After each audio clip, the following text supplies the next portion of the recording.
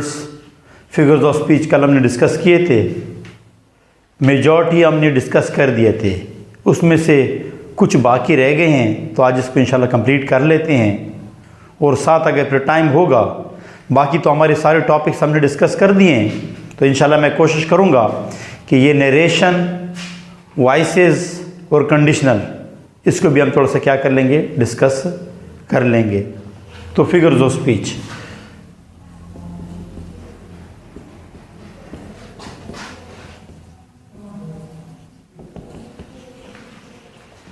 कल अक्सर हमने डिस्कस किए थे सिमिली, मेटाफर, पर्सोनिफिकेशन, यूपिमिज्म या बाकी जो हम सारे किए थे, कुछ रहते हैं। इसमें से आपका एक एपोस्ट्रोफी,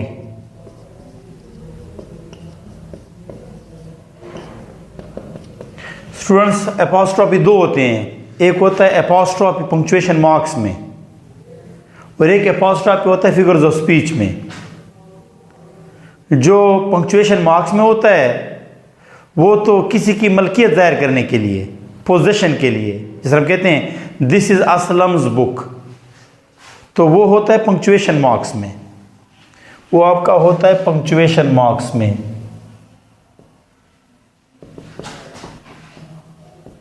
जो हम दो पर्पस के लिए इस्तेमाल करते हैं, पोजेशन के लिए प्लस कंट्रैक्शन, लफ्ज को छोटा करने के लिए इस्तेमाल करते हैं। जबकि ये जो एपोस्ट्रोफी है ये पंक्चुएशन वाली एपोस्ट्रोफी नहीं है, बल्कि ये क्या होता है फिगर्स ऑफ स्पीच में। तो apostrophe is an address to a person, ये एक एड्रेस होता है to a person who is dead, who is absent, or some personified idea। Apostrophe एक किसी बंदे के साथ हम बात कर लेते हैं, उसको एड्रेस करते हैं, वो बंदा या तो मरा हुआ होता है या तो एब्सेंट होता है या फिर कोई एब्स्ट्रैक्ट आइडिया, कोई पर्सोनिफाइड एब्स्ट्रैक्ट आइडिया।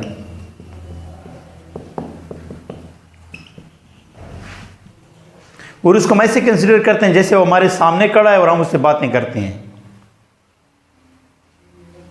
अगर मैं कहूंगा O nature you are everything for me, तो नेचर की तो कोई जान नहीं है।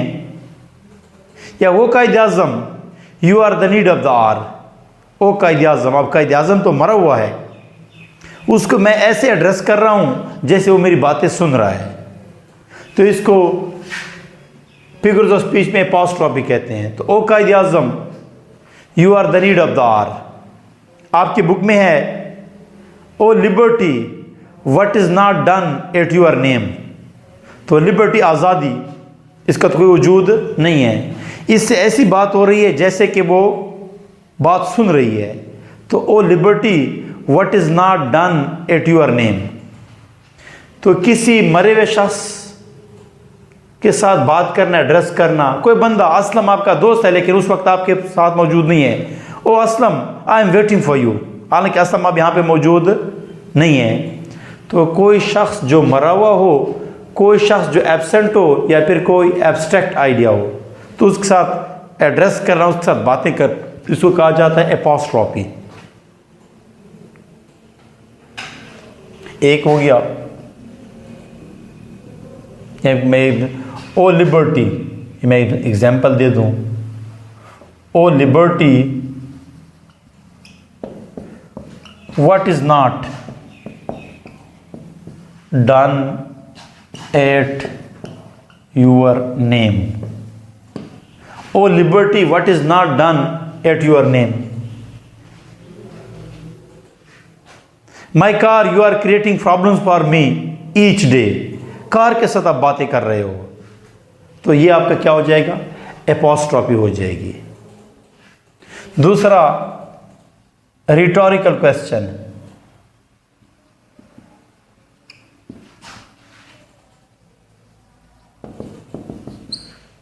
रिटोरिकल क्वेश्चन वो क्वेश्चन होता है जिसमें राइटर का मकसद ये नहीं होता कि उसको जवाब की जरूरत होती है। राइटर पहले ही से अपने जवाब उसको पता होता है। Rhetorical question is a question which is not meant to be answered.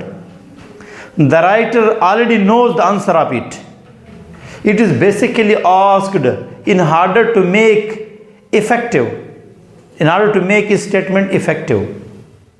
Rhetorical question वो क्वेश्चन होता है जो आपके प्रोज में या पोइट्री में राइटर करते हैं। इसका मकसद ये नहीं होता कि वो आपसे जवाब मांगते हैं।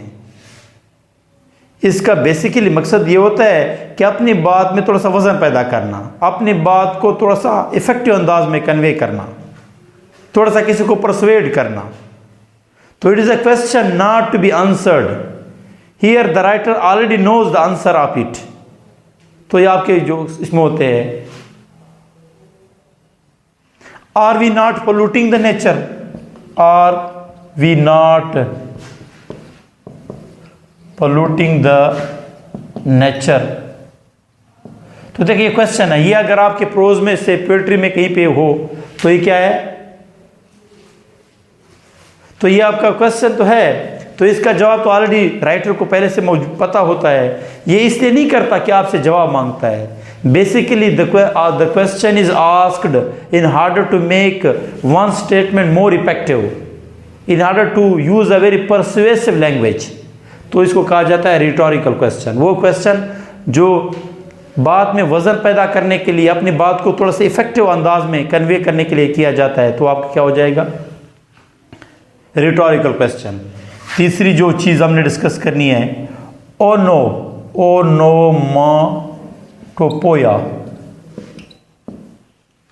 ओनोमाटोपिया। ओनोमाटोपिया जो है the creation of word from natural sound. ये क्रिएशन ऑफ वर्ड होता है, creation of word from natural sound.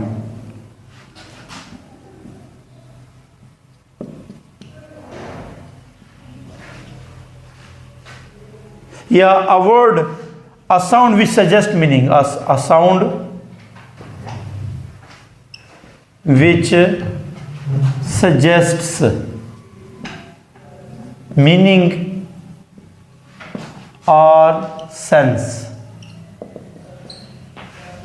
तो ओनोमाटोपिया ये क्रिएशन ऑफ वर्ड होता है फ्रॉम नेचुरल साउंड, या it is the creation of noun, या a sound which suggest meaning और सेंस। अगर मैं कहूंगा I heard the mew of, अब देखो ना, तो ये मीविंग जो है आपको ऑलरेडी पता चलेगा कि बिल्ली क्या करती है, म्यू साउंड निकालती है। तो ये जो म्यू का वर्ड था, देखो ये वर्ड भी बन गया और इससे पहले से पता चल गया, I heard the mu of cat. या मैं कहूँगा the splash of water, the splash of water, the hiss of snake.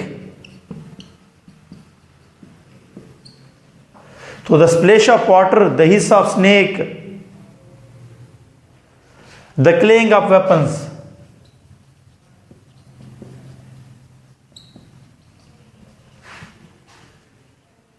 The barking of dogs, the clapping of hands, the swish of broom, झाड़ू का जो साउंड होता है, swish of broom,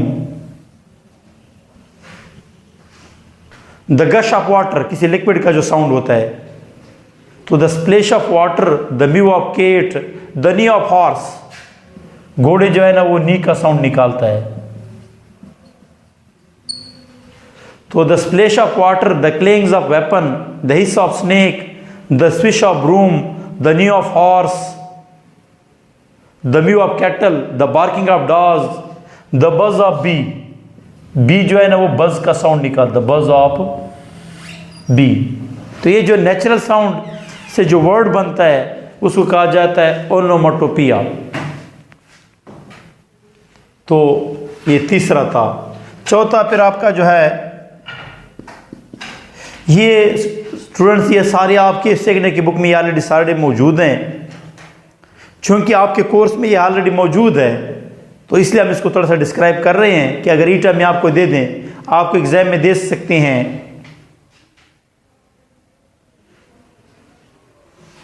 I heard the mu of cat, mew का लफ्ज underline होगा और कहेगा which figure of speech is it, which figures of speech is it. तो नीचे लिखा होगा ये ओनोमोटोपिया है, ये आपका जो है ना सिमिली है, ये आपका मेटाफर है, ये आपका पर्सोनिफिकेशन है। बस थोड़ा सा आपको रफ आइडिया होना चाहिए इसके बारे में। चौथा फिर हमने मीटोनमी।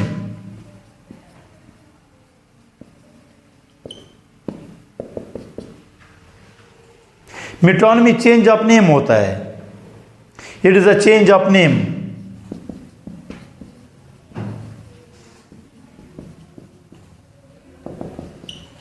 ये चेंज ऑफ नेम होता है जब हम किसी एक लफ्ज से उससे कोई दूसरा मतलब ले लेते हैं तो इसको कहा जाता है metonymy. It is a change of name. जिस तरह आप कहेंगे pen is mightier than sword, pen is mightier than sword. तो जरा देखें पेन से मुराद क्या होता है, नॉलेज होता है, एजुकेशन होता है, रिटन वर्ड्स होते हैं। तो देखो लफ्ज कुछ और यूज हो गया, मतलब कुछ उसका हम और लेते हैं। Pen is mightier than sword, sword से मुराद है मिलिट्री पावर। तो education is more powerful than military power. या हम कहते हैं get education, get education from cradle to the grave.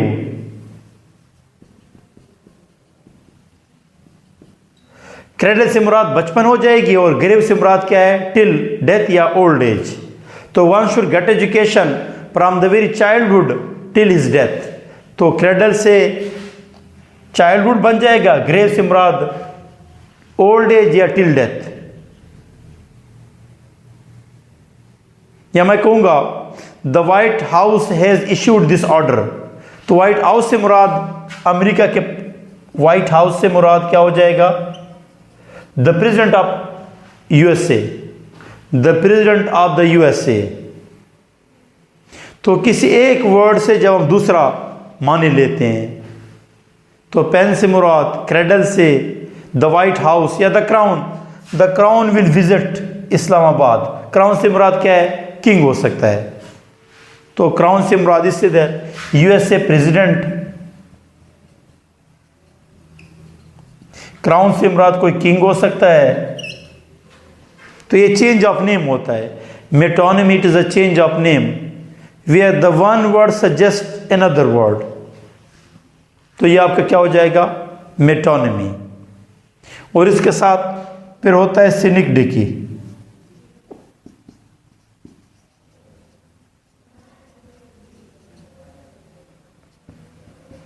It is also a change of name, but here the part describes the whole। ये भी change of name होता है, ये भी change of name होता है।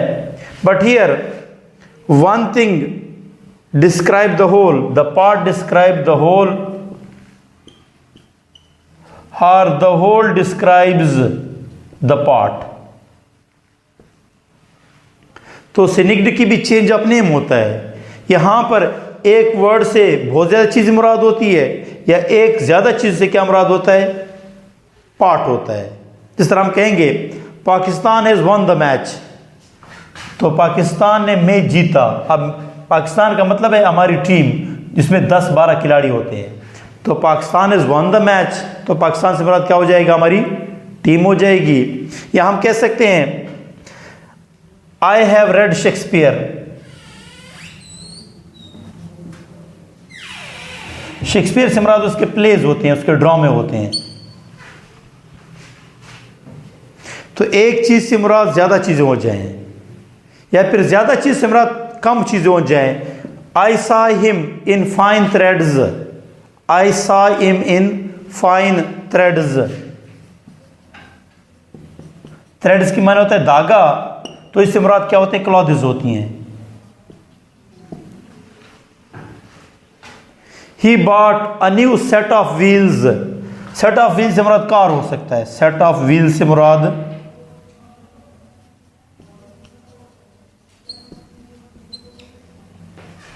तो ये भी चेंज ऑफ नेम होता है, जहां आप एक चीज दूसरे चीज को साथ क्या करते हैं उसको की जगह इस्तेमाल किया जाता है, जबकि इसमें चेंज ऑफ नेम होता है, लेकिन एक चीज से मुराद ज्यादा चीजें या ज्यादा से मुराद कम चीजें।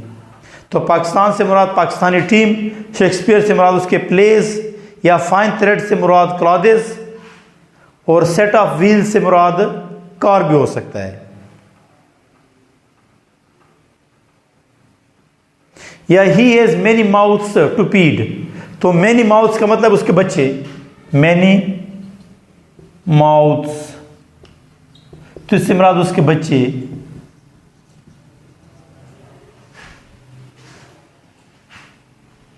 तो ये आपका जो है ना मेटोनिमी प्लस आपका सिनिक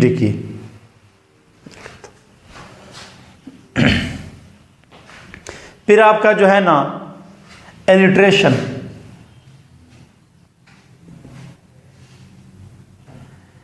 एलिट्रेशन ALLITRATION,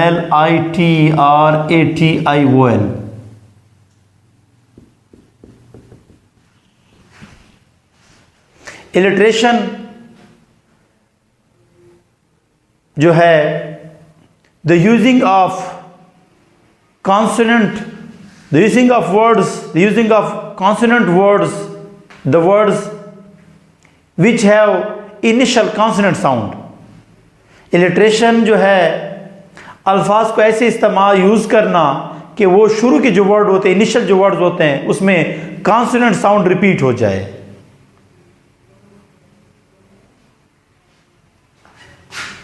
अगर मैं कहूंगा the cook can cook a very delicious, the cook can cook a very delicious dish. तो यहां भी देखो कुक कैन कुक, तो यहां पे जो सी का साउंड आ रहा है तीनों जो है ना क्या है आपका कॉन्सोनेंट साउंड है, जबकि दूसरा देखो डिलीशियस डिश, यहां पे मैं तीसरा word daily, the cook can cook a very delicious dish daily. तो यहां पे जो डी का साउंड है ये आपका क्या है इलिट्रेशन है, और पहले जो आपका कुक कैन कुक, तो ये आपका क्या हो जाएगा, सी का जो साउंड है ये भी वो कॉन्सोनेंट साउंड है, और डी का जो साउंड है ये भी क्या आपका कॉन्सोनेंट का साउंड है। तो ये ज्यादातर इनिशियल में यूज होते हैं। या हम कह सकते हैं ट्विंकल ट्विंकल, तो ये भी आपका क्या हो गया इलिट्रेशन है। My mother makes me happy, तो माई मदर मेक्स मी, यहां पे 4 वर्ड्स हैं, जरूरी नहीं है कि हर वर्ड में आएगा। अगर सारे वर्ड्स में ये इलिट्रेशन हो जाए तो फिर फिक्रा हो सकता है थोड़ा सा ऑकवर्ड लगे, तो बीच में इस तरह कुछ वर्ड्स यूज हो सकते हैं। इस तरह दा यूज हुआ है, ए यूज हुआ है, वेरी का लफ्ज इस्तेमाल हुआ है, तो ये आपके इलिट्रेशन होता है जिसमें इनिशियल कॉन्सोनेंट साउंड रिपीट हो जाए। और इसका फिर दूसरा जो है वो आपका एसोनेंस है।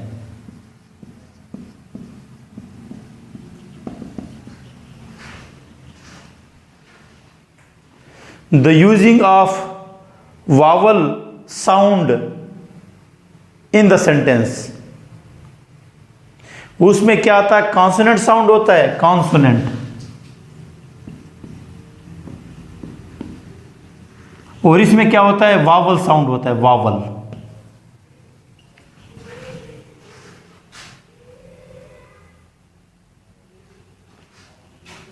अगर मैं कहूंगा the fat cat ran after the rat, तो यहां पे देखो वहां पे जो इलिट्रेशन होता है वो शुरू में आपका जो है ना कॉन्सोनेंट साउंड होता है। इसमें देखो बीच में आपका फेट में एक का साउंड है, केट में एक का साउंड है, रेन में एक का साउंड है, आफ्टर में एक का साउंड है, और रेट में जो है ना एक का साउंड है।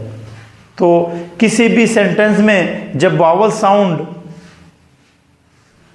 दो या दो से ज़्यादा मरतबा यूज़ हो जाए तो उसको कहा जाता है एसोनेंस।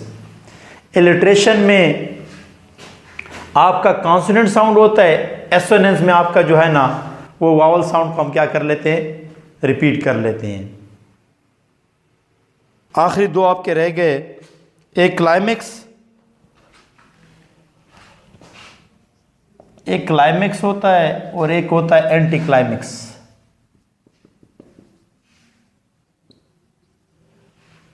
ये भी आपकी फिगर ऑफ स्पीच में है, आपके कोर्स में है।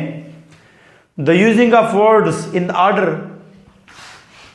The using of words in the order of increasing its importance,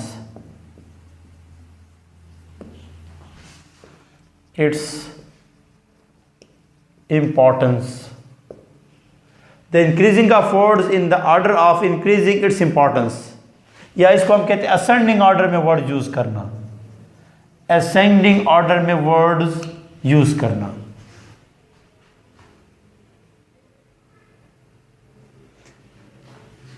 यानी ऐसे वर्ड्स को ऐसे इस्तेमाल करना कि पहला वर्ड्स के मुकाबले में दूसरा वर्ड्स बड़ी अहमियत का होता है, दूसरे के से क्या होता है, तीसरा अहमियत होता है।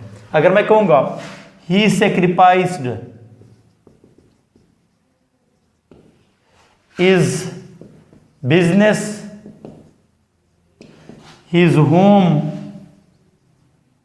एंड इज ऑनर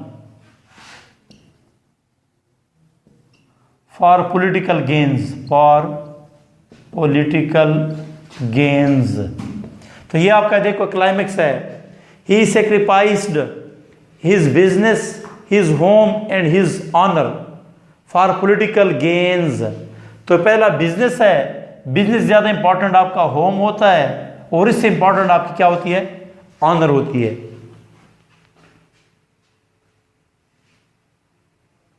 या दूसरा एग्जांपल मैं दूंगा, he lost his friendship, his fidelity वफादारी एंड इज लिबर्टी।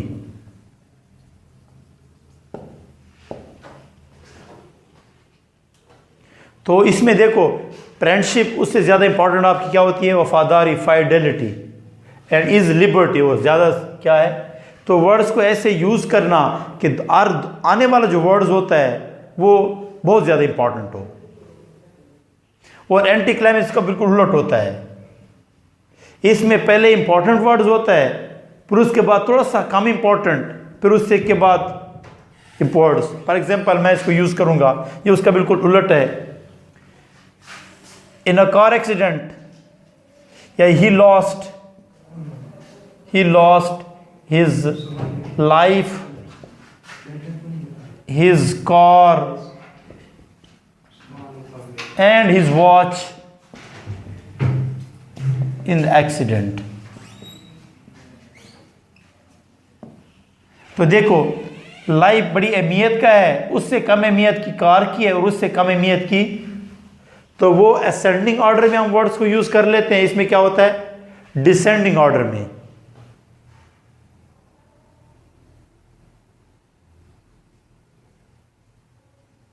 उसमें या मैं कहूंगा he is a humble preacher, a wise politician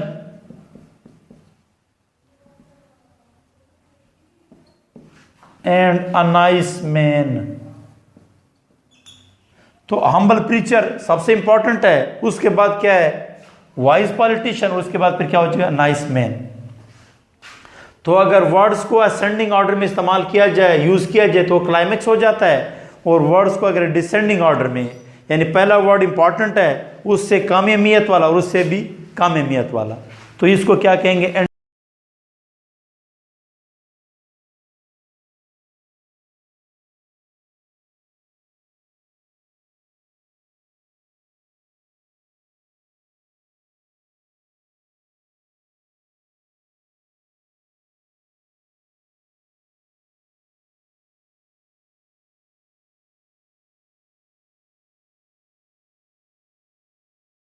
anti climax.